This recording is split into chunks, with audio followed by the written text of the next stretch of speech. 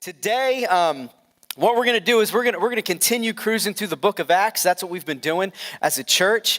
This week marks week 13, and to get us started, I just want to say something, ask you something. You don't have to answer me out loud. Please don't answer me out loud. But if you had to rate these two things, if you had to rate truth and happiness, which one do you think registers higher on your own personal radar? Like, which one's more important, truth or happiness? And then the people in your lives, the people out there, just the people in the world, what do you think they would say in response to that? What's more important to them? Is it truth or is it happiness? And I've had the privilege over the years to travel to various countries and places and interact with all kinds of people. And based on my experience, I would wager that people are far more interested in happiness than they are truth. Now, things might be different for you. Maybe you're thinking, I'm a go-getter, and every morning I wake up and get out of bed, I'm looking for a new dose of truth. But the bottom line is this: we live in a context, this North American context, in which, did you know that 7 in 10 people just absolutely reject the idea of absolute truth? And I don't know how you're living, but generally speaking, when I'm navigating life, I'm not going out looking for things that I reject. Right? I'm looking for things that I want. You guys with me? Or am I the only one doing that? Right? You're not looking for your ex, you're looking for the next. You know what I'm saying? You with me? You with me? All right. So you're tracking with me. And what I think people ultimately are looking for is something that's going to make a difference in their life. Something that's going to change their life. Something that's going to break the tension. Something that's going to answer the questions that they have about the economy and the future and what's going on. I mean, we saw something just last week in our own community, the city of Annapolis. Something tragic happened there. We have questions about that. People have questions about that. People want answers. People want an answer to the question of violence and active shooters and racism. People want an answer to the question of how are we going to make this world a better place for our kids. To all you parents out there, I'm a parent of 5 kids, and that's a question that I have is, what's this thing going to look like in the next 5, 10, 15, 20 years? And is there anything we can do now to pave a way so that later on they can benefit from work that we've done today? Look, I don't think people are on mission to find truth. I think they're on a mission to find happiness, to find security, to find identity, to find hope. And we're looking everywhere to find it. We're all over the place. But the question I have is, can we actually find it? Is it something that we can find? And what I'm not talking about is a sentimental happiness. I'm not talking about a seasonal happiness. I'm not talking about a high five and a smile at the end of an experience. I'm talking about a long-standing, deep down satisfaction, sense of purpose, sense of security, identity, and hope that just makes you feel alive. Anybody else want that? Well, this is exactly what I believe Jesus came to give. He said this, bottom line, he said, I came to give life and life abundant. And when Jesus taught, he always taught for life change. He didn't just teach to dispense information. Jesus taught to unlock transformation in the lives of people just like us. People with questions and concerns. People with hopes and dreams and fears. Jesus didn't come to convince people of the truth. He came to transform people's lives. Come on, somebody. He came to unlock life for people who are gridlocked in life circumstances, in this seemingly search for happiness. And in one of Jesus' most iconic messages, we call this the Sermon on the Mount. And I'm sure some of you have heard of it. Most of us have heard of Jesus' Sermon on the Mount. And in that, it's a message that he delivered to a rather large, eclectic group of people who just had questions about life. And all throughout this message, Jesus is talking about how to be blessed. And that word blessed that he used could actually be translated as happy. how to be happy. And it's not sentimental happiness. This is deep down, nobody can take it away from you happiness. And all throughout that message, what Jesus is doing is he's challenging our notions about where and how we can find happiness, how to live a happy life. And what he's telling us is, hey, it's not where you think it is. There's another door. It's not where you're looking. And Jesus came to unlock that door. He came to unlock life. He came to unlock happiness. He's the answer to our desire, this human desire. I think it's a universal desire to be happy. Knowing true things doesn't unlock it. Following rules isn't the answer. Jesus himself is the answer. And it's not what Jesus taught, although that's highly important. We can't really downplay what Jesus taught. But what this really hinges on is not what he taught. It hinges on what he did. Because Jesus did something that you and I couldn't do. He lived a life that we couldn't live. He died a death that we deserved. And he was raised from the dead to procure a life that we've only even begun to dream of. Jesus unlocks life and happiness, and let me tell you what happens when he does. The truth actually becomes clear. Our lives begin to change. Our habits begin to change. Jesus is the key to a happy life. And today what I want to show you in the text that we're going to look at, we'll be working in Acts chapter 17, verses 16, all the way through to verse 34. I want to show you that Jesus has unlocked life for people like us. People who are on a search to find what matters most. People who have questions and doubts. People who at times just struggle with the validity of Christianity. Does it make sense?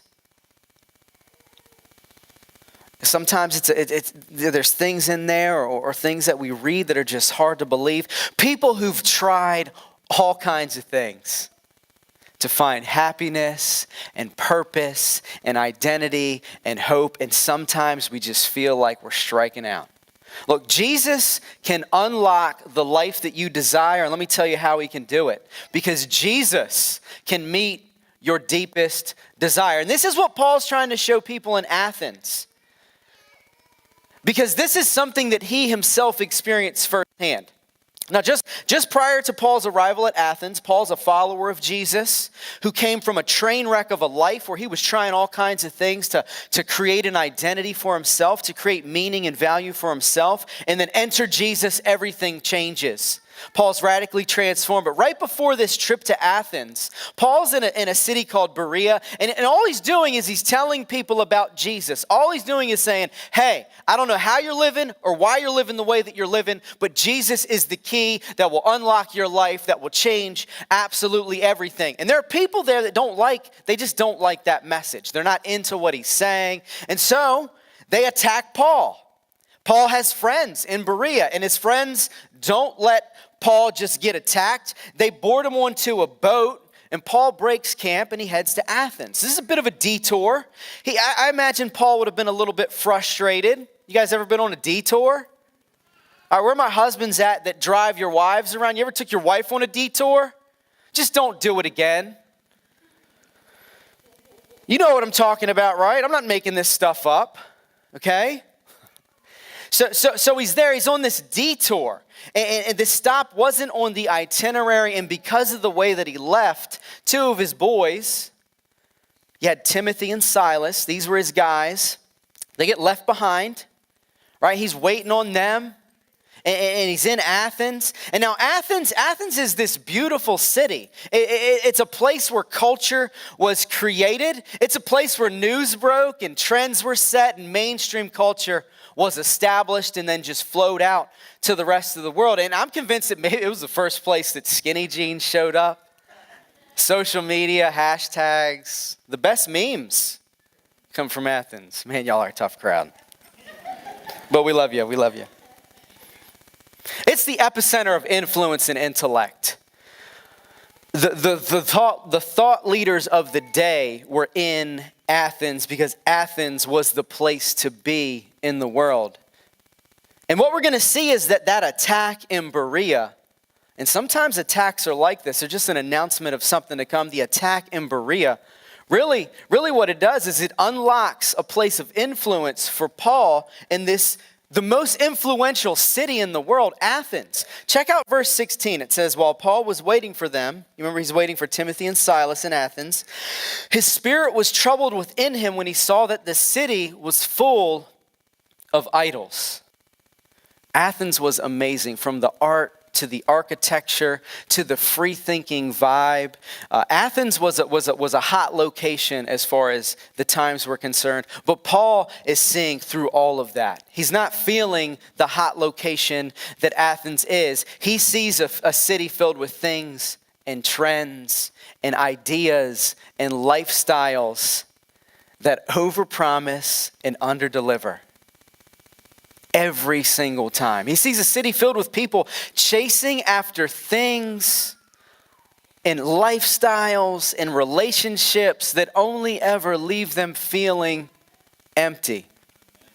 He sees a city caught in what I'm calling a happiness trap. A city where people they're free to do absolutely whatever they want in a sense, but no one has what they actually want. They're free to do what they want, but no one has what they really want in the city of Athens. And Paul knows that I'll just bottom line this for you. If you're a parent out there, this is kind of how I'm trying to live with my kids. It's this: if you always do what you want, you're never really going to have what you want, right? If I let my kids do whatever they want all the time, first off, I'm going to lose my mind.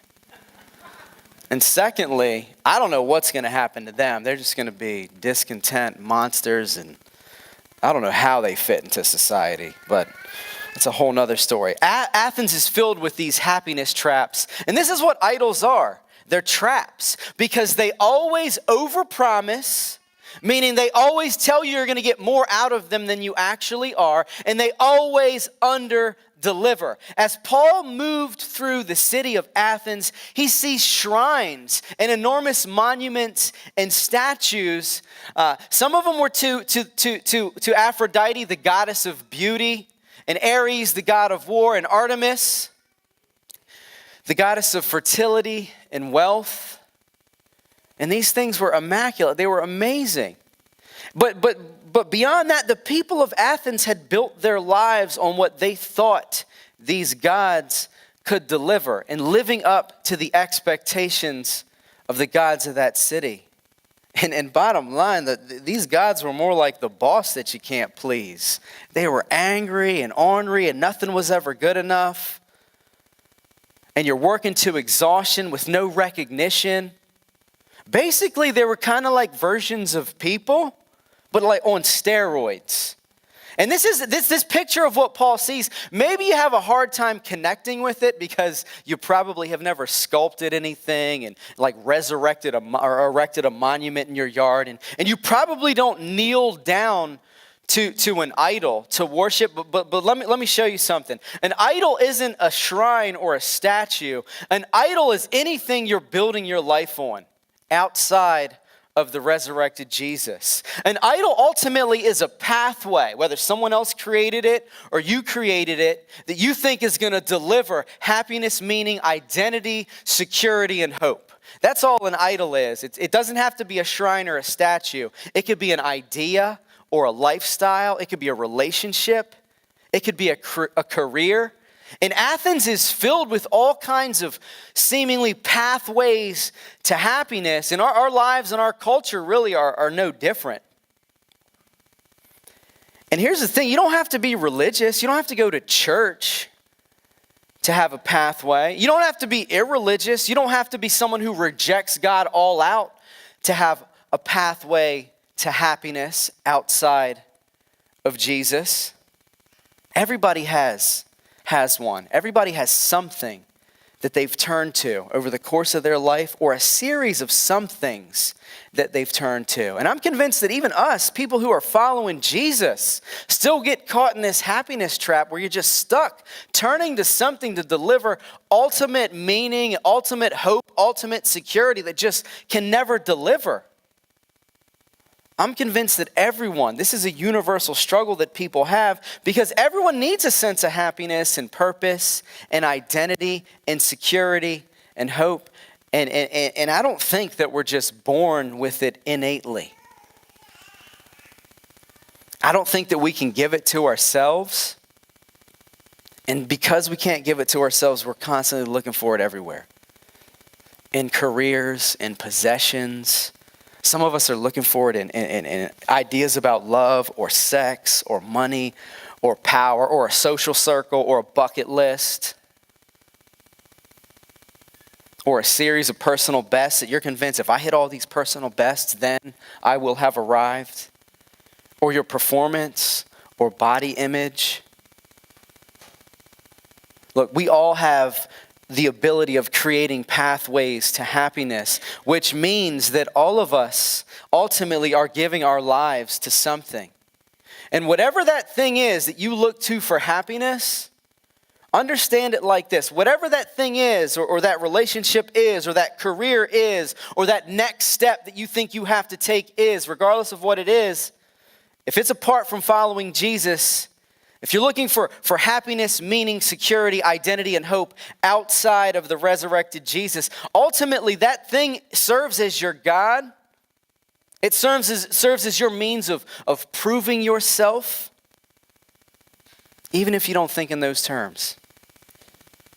Look, whatever is most important to us ultimately is what controls us. Whatever is most important to us ultimately is what controls us. And going to church or calling yourself a Christian does not solve the dilemma.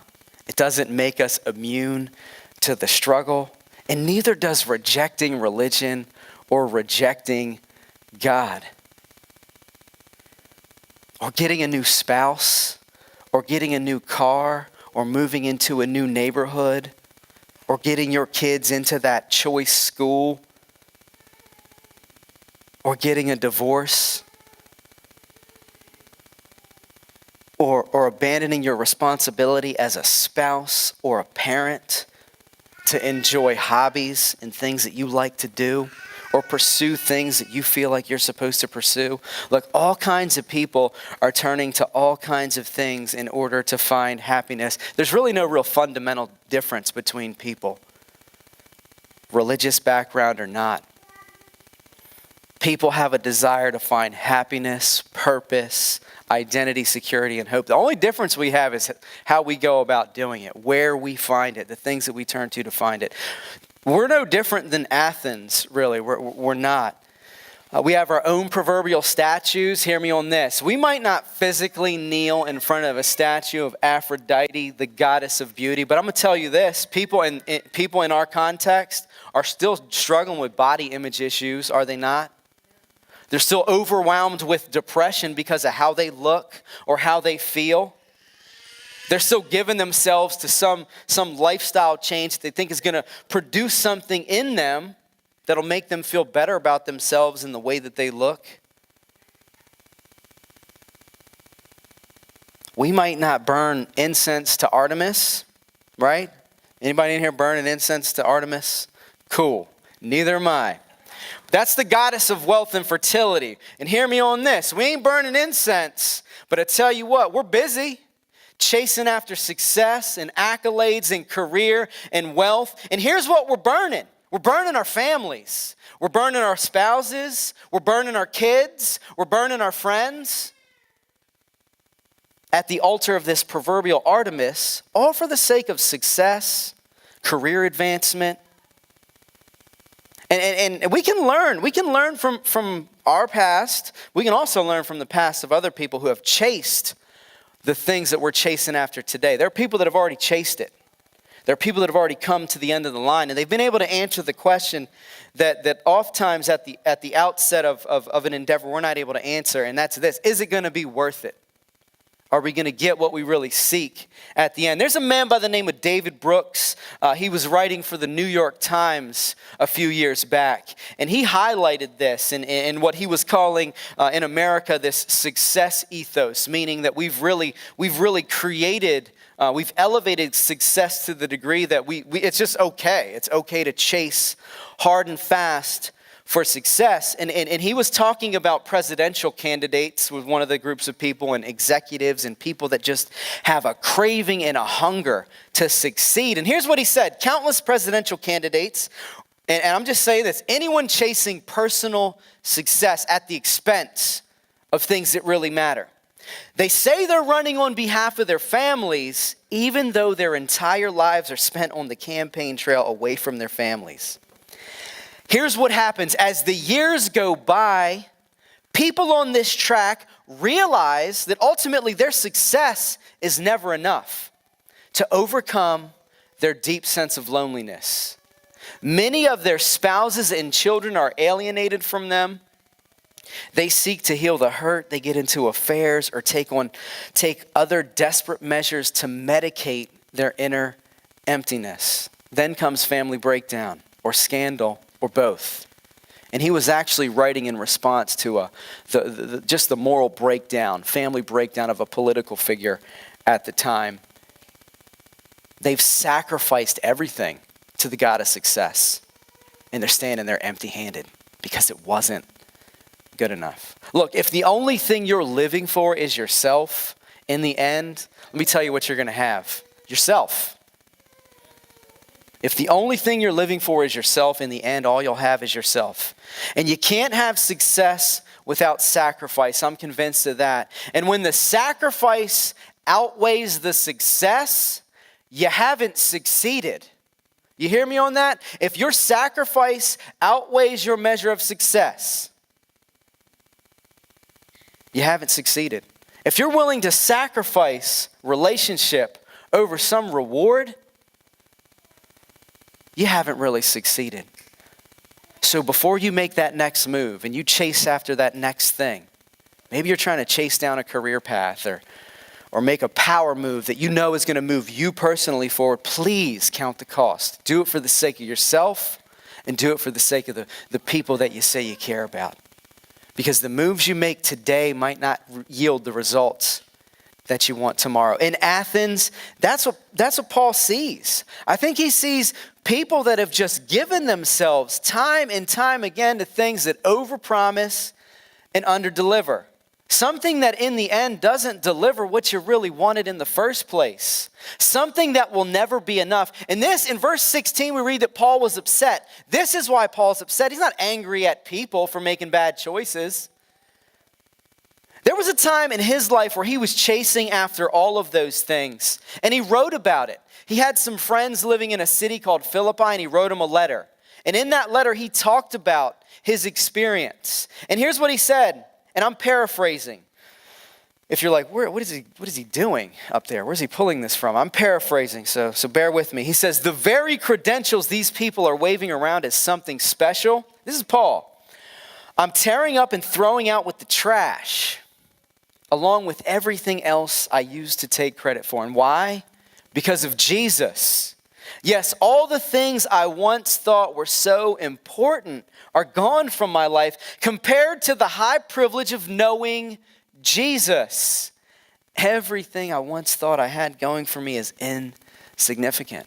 That's all Paul's asking them to do. See the things that you're chasing after for what they are: insignificant. They can't deliver what only Jesus can deliver. Paul's life had been completely unlocked from the gridlock of the happiness track when he met Jesus. And he's in a culture that's much like ours, but there's something about the way that he navigates that I think we can learn from if we really want to connect with the people in our community and move them closer to Jesus and help them see a picture of Jesus that maybe they've never seen before. Turn with me to verse 17. It says, so he reasoned in the synagogue with the Jews and with those who worshiped God in the marketplace every day with those who happened to be there. Can you see what Paul's doing? He's not hiding from culture. He's not retreating from people who disagree with him or people with a different political bent. He's not hiding in the shadows and analyzing from the sideline. He's not throwing shade either. And he's not there to work through a series of talking points. That's not his objective. Or make a bunch of truth claims to people who, frankly, aren't even really looking for the truth to begin with. He's not interrupting people on the street either. He's incorporating himself into the social construct of Athens. He's integrating, not interrupting life in Athens. And he's doing that by engaging in the form of debate that they had. It was the Socratic method, and I'm not here to blow anybody's mind, but basically, here's what Socratic dialogue was like. What it wasn't like was a presidential debate, where basically you have one candidate that speaks, and then when they're done speaking, you know what they do? They wait to speak again. They don't really ever hear each other. And that's not an effective way to gain understanding of another person, FYI, in case you were wondering. But he's doing what people in Athens did. He joined the conversation. It's an exchange of ideas, and it's designed around Q&A.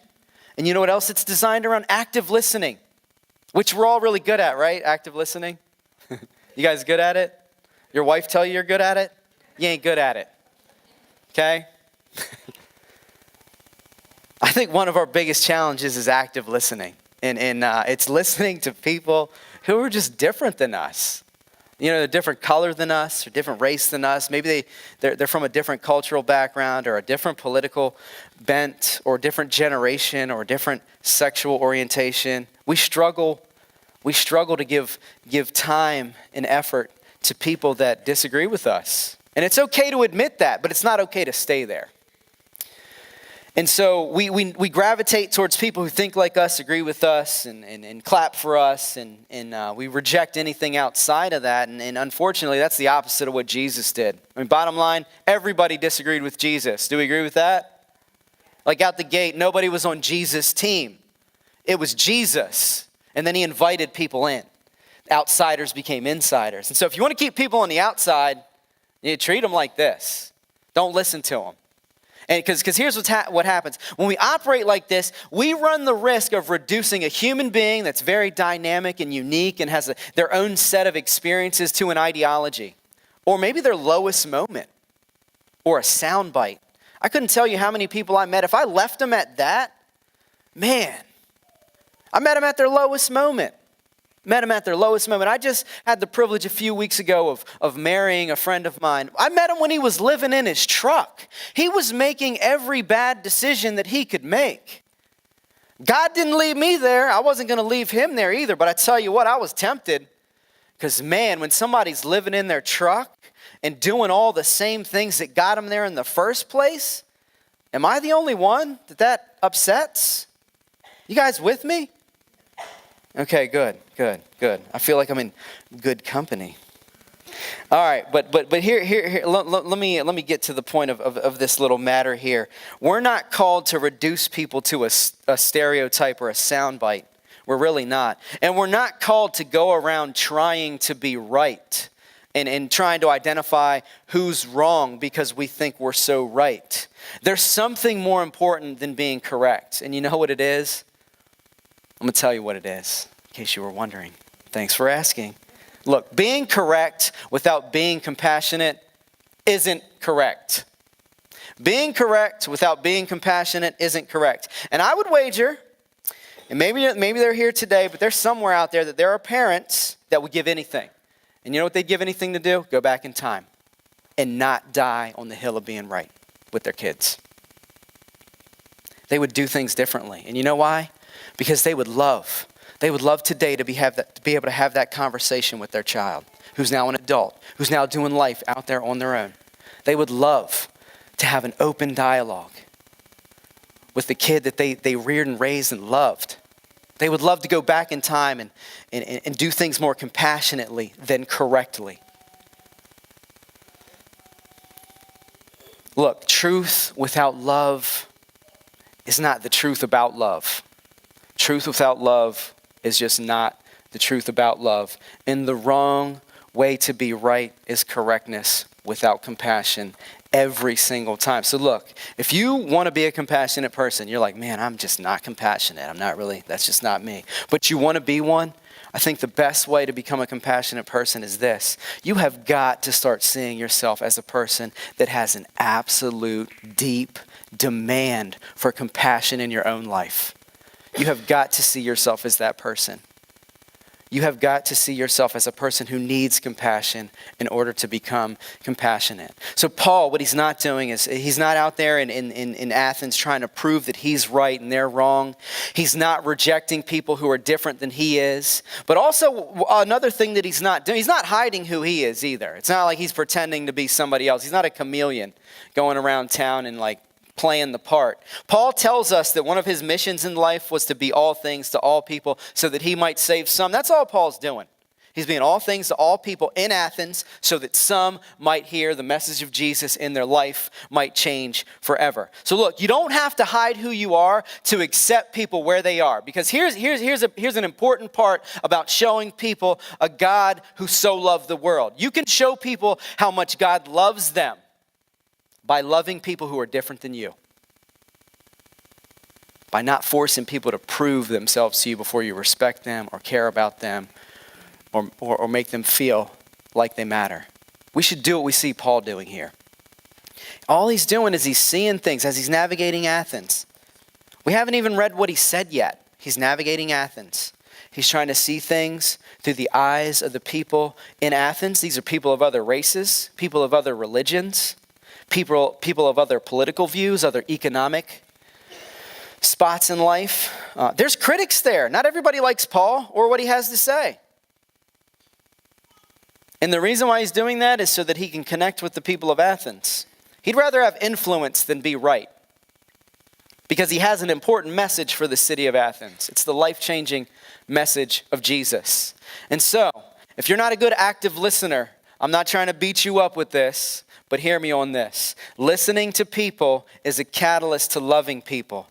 Because the longer you listen, here's what happens, the less angry you become. My wife and I, well, basically, I watch whatever she wants to watch. That's a confession. I don't know if anybody else is living that life. So, the other night, I get into my room and I lay down and there's this show on TV. You guys ever heard of Gordon Ramsay? All right, yeah, okay, so I got some people in here and you're nodding your head. He's really nice. Soft serves everything he says, seasons it with salt. Never. So the show is called 24 Hours to Hell and Back. Great show. Like, how am I going to go to sleep on this? Like, this guy's fired up. So basically, same storyline every time. Gordon Ramsay hears about a restaurant that's just coming unhinged, falling apart. They got mice in the toasters and roaches everywhere, and they've lost the passion and the vibe for what they were doing when they started doing it. And he comes in and he goes in undercover and he eats. And the whole time he's just like, he's complaining. He's basically giving the place a death sentence. Then he takes off his disguise and he's like shuts the whole place down, kicks everybody out, and then starts yelling at whoever works there. Doesn't matter who you are. And then he has a specific, violent, angry passion towards whoever owns the restaurant.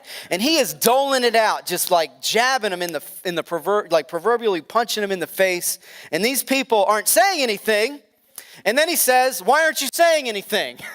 And they're like, "We don't know how to say anything to you, Gordon Ramsay." At any rate, the last episode that we happened to watch, he did something that he doesn't normally do. And he said, "Hey, what happened?"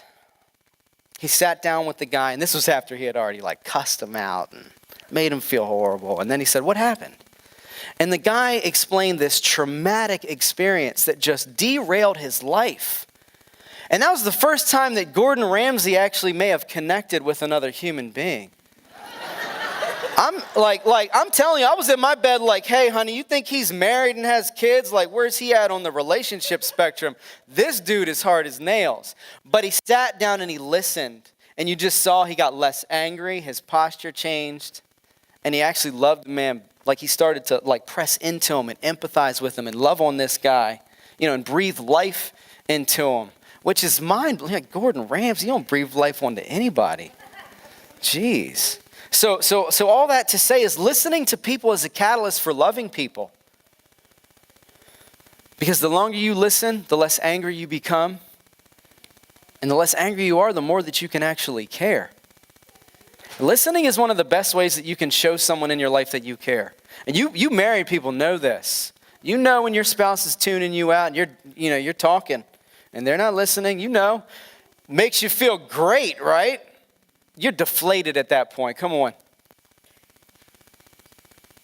Here's what happens because Paul listens. Eventually, he gets invited to like the mainline event, the mainline space in Athens, the Areopagus. This is where all the thought leaders gathered. And you know what happened? They said, Paul, we've heard you say a few things. Tell us more. Join us at the Areopagus. He gets an invite to share his perspective, right? And you followers of Jesus, you're dying for an invite to share your perspective because you know that Jesus can change everything. And here's what he says. He stood in the middle of the Areopagus and he said, Men of Athens, I see that you are extremely religious in every respect. For as I was passing through and observing, I was paying attention to the life that you were living, right? I was observing, taking a look, peeping the scene, passing through and observing the objects of your worship. I even found something that was highly intriguing. You know what the something was? He tells us, an altar to an unknown God. Therefore, what you worship in ignorance, this I proclaim to you. In the Areopagus, Paul kicks off his message to these people by just highlighting the fact that they have an intrigue with things that matter, an intrigue with gods, an intrigue with things that are going to deliver what they believe that they want in life. And Paul could have put them on blast. He could have said, you guys are so addicted to these idols. You know, this place is going nowhere fast. He could have backed the whole thing up with a bunch of Bible references. He could have quoted Exodus and said things like, hey man, 10 commandments say. He could have hit him with commandment number 1 and game over, argument over. You can't really say anything after that. But he doesn't. He doesn't even quote the Old Testament. And in fact, if you read on, he doesn't even mention the name of Jesus. I'm like mind blown by this. The other thing he's not doing is mistreating people because of their beliefs. Look, if your beliefs allow you to disrespect people who don't believe what you believe, you are misbelieving. Let me say that again. If your beliefs allow you to disrespect people who don't believe what you believe, you're just all out misbelieving. And instead of trying to prove that their gods didn't exist, he chose to highlight something that he noticed that they valued in their culture that pointed to the God who does exist. And I think he does this because we're not called to just deliver information. We're called to influence people to transformation. Paul's goal wasn't to prove a point. It was to point people to Jesus. Your goal, if you're a Christian, is not to prove a point. It's to point people to Jesus. And so he highlights this altar to an unknown God. And he says, I'm here to show you something that deep down you already have a sense of. And I think the reason why it's safe to say that he thinks that deep down they already have a sense of this, they built the altar. They're the ones that made it. They have all these gods, but then they have this altar to the unknown God. It's almost like, well, just in case, like in case these gods don't deliver, we have this other, we're not really sure, he doesn't even have a name, but we just, like this, there's this deep sense in them that Paul is highlighting that, hey, the things you're doing aren't working. The gods you're following aren't delivering what you really want. He highlights the altar to the unknown God, and he says, I think in a way he's saying, I'm here to show you that you have a sense of God. You have a knowledge of God, but God is far more different than you've ever been told. And I'm convinced that some of us here today, you have ideas about God, but God is far more loving than you may have ever been told. He's far more caring. He's far more compassionate. He's far more into you as an individual than maybe anyone has ever told you. He's looking at all these gods and he's saying, look, you have all this, and then you have this one thing just in case. Could it be that you sense deep down that your infatuation with success, or your infatuation with social approval, or your infatuation with money, or your infatuation with your career, or your infatuation with how your kids behave in public, or whatever your infatuation is, could it be that that's not really working? Could it be that all those gods put together aren't better than something that you sense deep down, which is a God that is far better than anything you've ever imagined? I think Paul's just simply saying, hey, your altar to the unknown God, all it is it's evidence that you're not happy. You haven't arrived. You haven't found what you're looking for. You're still looking. You're still insecure. You're still searching for purpose and identity and hope and security. And then he quotes their poets. Doesn't quote the Bible, but he quotes their poets. And I think all he's doing there is he's saying, even your thought leaders, people that you say are the smartest in the crowd, even they have this innate like craving for a God that's better, a God that can do something about your circumstance. Paul shows them, he goes on to show them a God who's bigger, who's more compassionate, who's more loving, who's more intimate than any God they had ever imagined. And he does it without quoting the Bible or mentioning Jesus. Now don't hear this the wrong way. It's not that he doesn't talk about Jesus, he just doesn't mention him by name. And this seems entirely unorthodox to us, and maybe it sounds seeker sensitive. And I think sometimes when we hear the word seeker sensitive, we feel that in order to be seeker sensitive, you have to somehow sacrifice the truth. And that's just not the case, because Paul's not sacrificing the truth here. He's not sacrificing his message. He's tailoring it. And he's tailoring it because he wants people to hear it. He's not changing the message of Jesus. He's adapting it so that people in Athens can actually meet Jesus. And he's only capable of doing that because he listened. He took some time to listen. He listened for a long time, and he spoke for a little bit of time. Everything Paul does in Athens is centered on his desire to unlock life for people. And he finishes his message by inviting them to transfer. He's inviting them just to transfer your trust. That's all he's saying is, hey, just stop trusting in that. Stop trusting in everything that you've ever trusted in. Try something that you've never tried. You've never tried Jesus. Trust in Jesus. Transfer your trust from those gods that overpromise and underdeliver to a Jesus who never leaves or forsakes you, who keeps his promises, who welcomes you as a member of his own family. He invites them to try the one thing that they haven't tried, to give up on things that aren't working. Come on, you guys give up on things that aren't working all the time.